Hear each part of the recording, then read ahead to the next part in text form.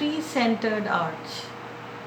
I, Anu Mathur, lecturer, Government Women's Polytechnic, will explain about the three-centered arch today in this lecture. Three-centered arch. Such arches have three centers, as the name suggests, and so consists of three or more segments of circles smoothly glued together.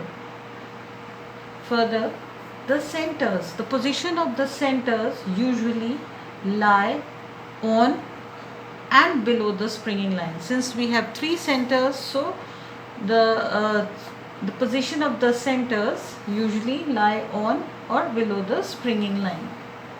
So, because of this, variations of elliptical and Florentine arches are so formed as a part or as three-centered arches.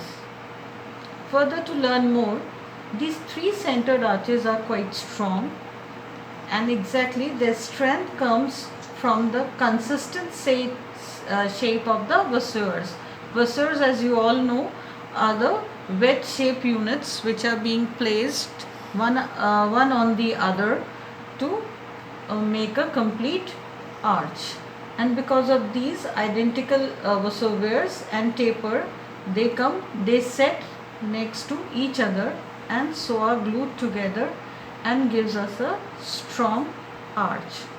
Now let's study about the various types of three-centered arches. Normally these arches are known as elliptical arches. So the very first elliptical arch is the one which have three centers, as you can see on the slide. It is quite visible. But the position, let's check the position, because the position of these centers gives different shapes or different variations of the elliptical arch. Here we can see that two centers are on the springing line, and the third center, which is exactly at the center of the springing line, is below the center line, the springing line. So the first half of either sides are being formed with the help of these two centers, and this third center, which lies below the springing lines, forms the central part. So in all, three segments are made with these three centers and joined together to give us an elliptical arch. Now the variations of the elliptical arch can be obtained by the placement of these centers in a different manner, bringing these two closer, and the third bit higher gives you a different shape. And when we make these centers more apart and the third center more below the springing line, we get more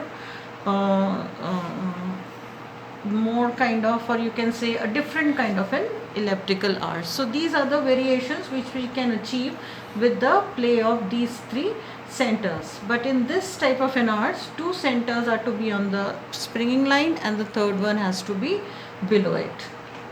Now moving on to the second variation of the elliptical arch, here we see that one of the center, you can say, is on the springing line and rest of the two centers are below it. In this case, the first two segments, which you can see here, we see four segments glued together or drawn together or constructed together to get this three-centered arch.